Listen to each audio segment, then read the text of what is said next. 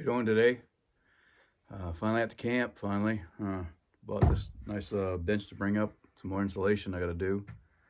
More work for that, but I want to start another series of the videos in the Maine North Woods Hunter series here. Just deer hunting stories. I have a couple, not very many. My brother's really good at it, and he's got a few deer heads we'll take some good pictures of, and have him give us some stories too. But for this one, this will be the first one. And I have a rack here. Only 6-point, decent rack. Nothing super special to most people, but has a lot of memories for me. It's the first deer I shot that had a lot of gave me a lot of what I've seen and read actually finally came into play with this deer. I've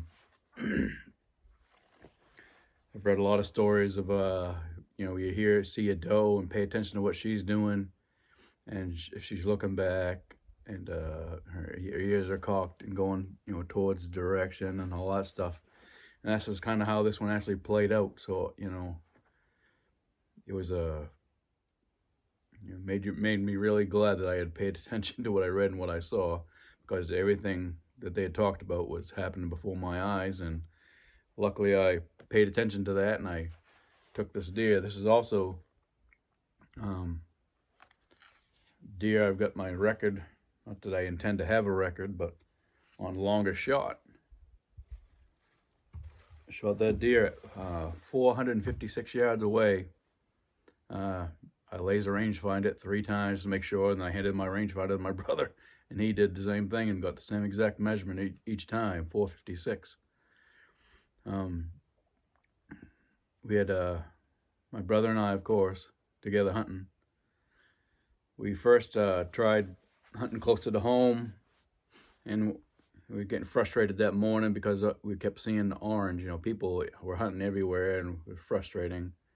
So my brother said, you know what, let's just go to KI. He said, I got a spot I'll take you to and drop you off out there, and then I'll go around the other side of the mountain and maybe try and push something to you. I said, sure, sounds good to me. I just can't stand seeing hunter orange everywhere when you think you're out in the middle of nowhere trying to hunt. So we did that. He brought me up to this mountain, and it was a road that went almost like a horseshoe, 3/4 of the way around the mountain. And the main road was an offset road come to it.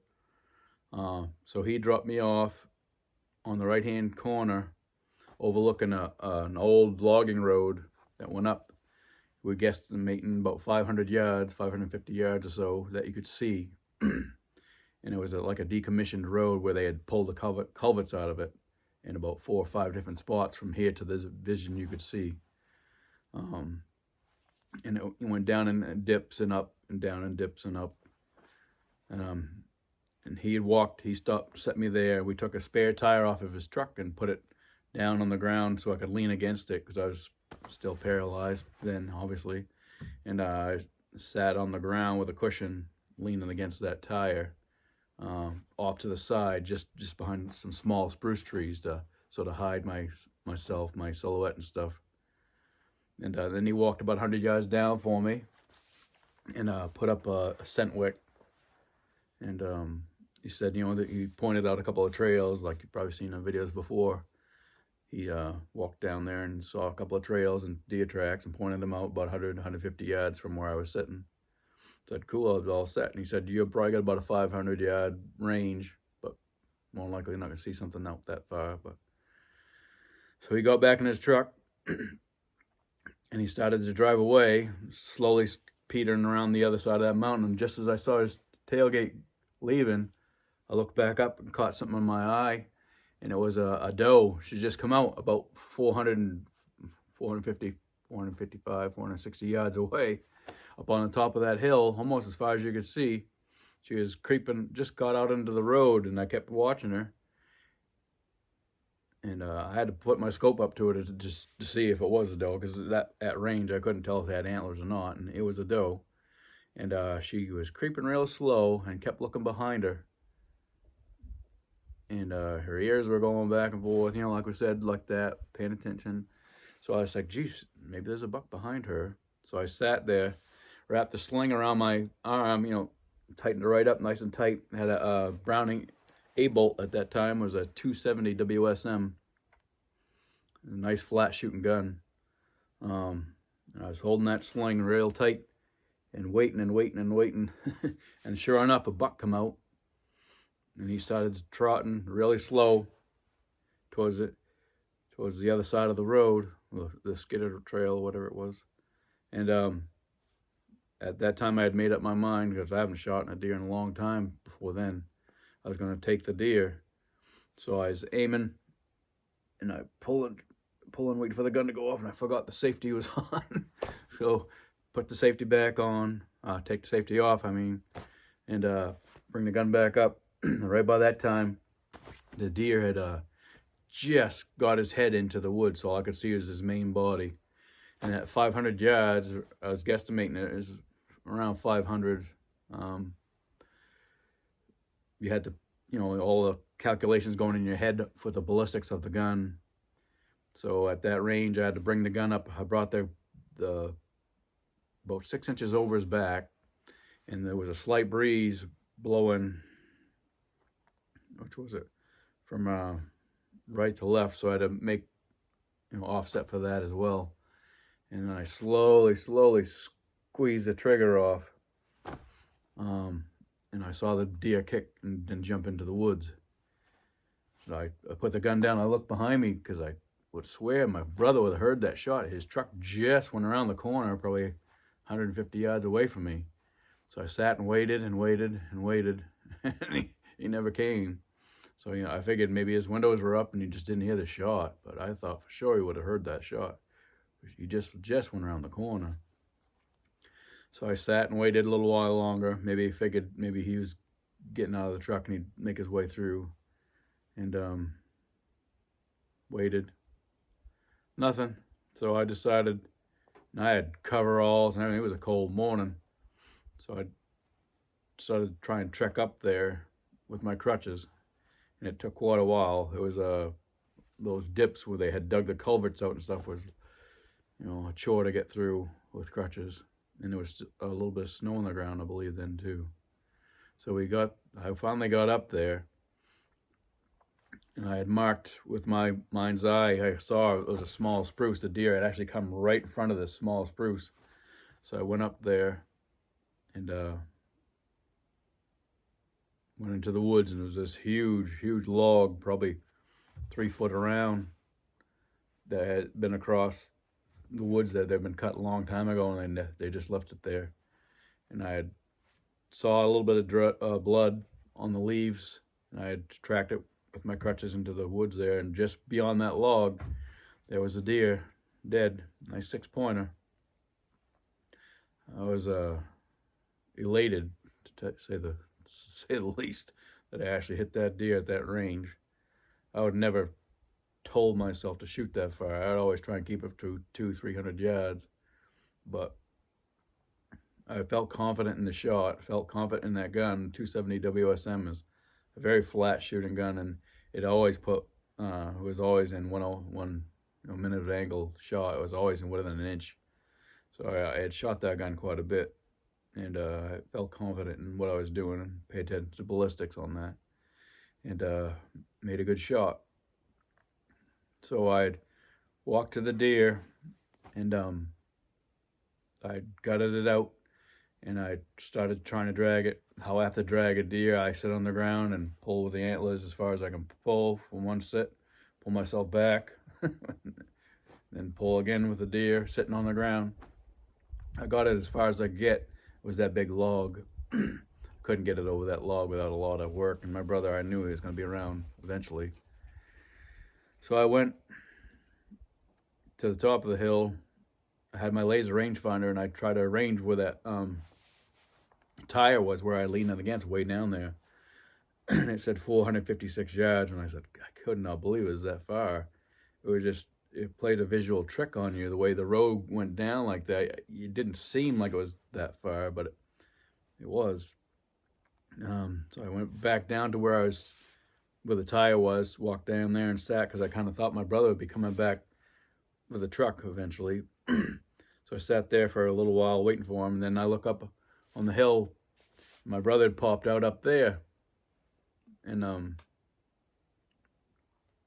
he said, "Have any luck?" I said, "Yep." I said, "Look, right to your right, right into the woods, right from across from that spruce. There's a big log. Look past the log."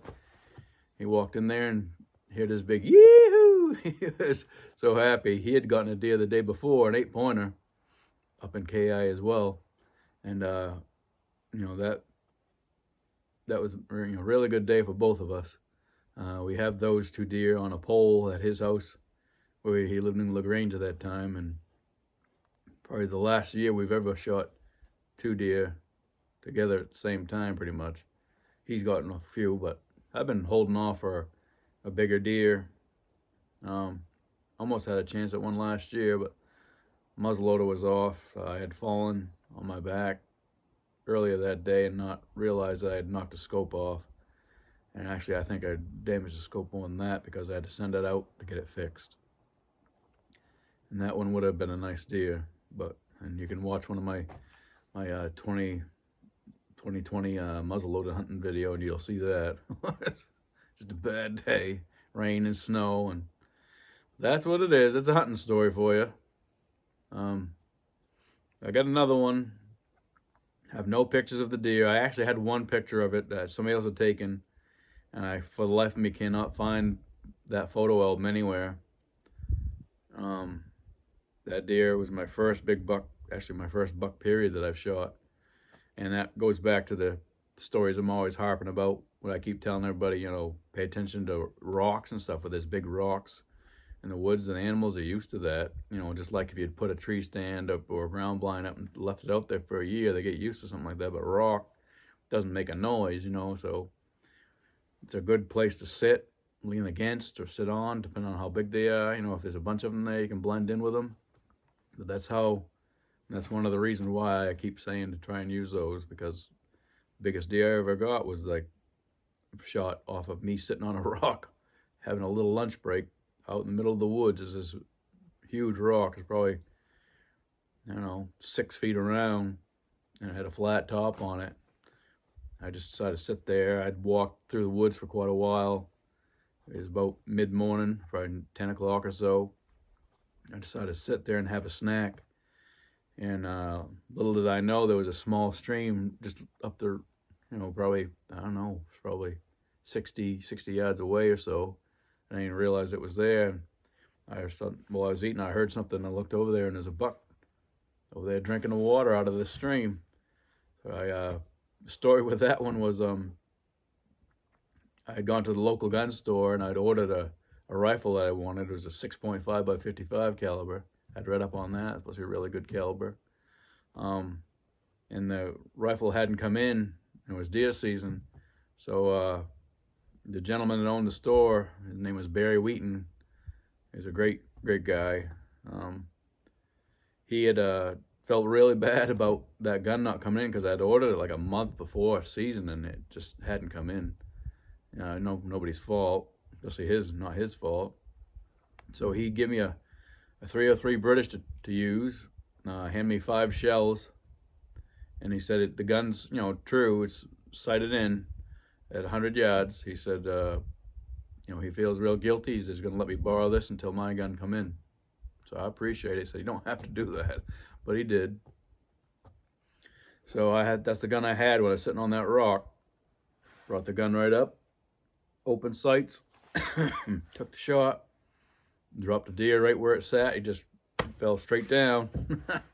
I wish I'd have kept that gun too, just for that purpose, but I didn't. When you're young, you just don't think of that stuff. Everything's in a different world back then. So that was a nice deer. Had to have my buddy and his dad come out with a Jeep to help us get that out. Of course, we got the Jeep stuck. It took a while. It was another one of them days. Always seems to be a story with everything. But that was the biggest deer I ever shot. That one was 198 dressed. It was an 8-pointer. I had the head mounted and everything, but I traded the head at a gun store for a rifle, and I always intended to come back to get that head. And every time I went back to the gun shop, the guy kept jacking the price up on me for the head that I had. So I never had the money at the time, enough money at the time to buy the head back. And now the gun shop's out of business. I have no idea whatever happened to the head. But who knows? It's one of them things when you're young and dumb, you don't think of things. But now, back to the 6-pointer. I got this rack. My brother had this done up for me. And I always dreamt of having a cabin be able to hang it up in, and now I got one. So as soon as the walls get finished and the insulation gets put in, I'll be hanging that up. I got a couple of moose racks I got to hang up too, and we can give you those stories sometime as well. But appreciate you watching. Probably have a few more of these stories. I got my brother's. He's got some nice head mounts I can show you. That we'll run some stories on that. He's a really good storyteller, so I think you'll enjoy those stories. But this is the first one. Thanks again for watching. Like and subscribe if you would. Thanks.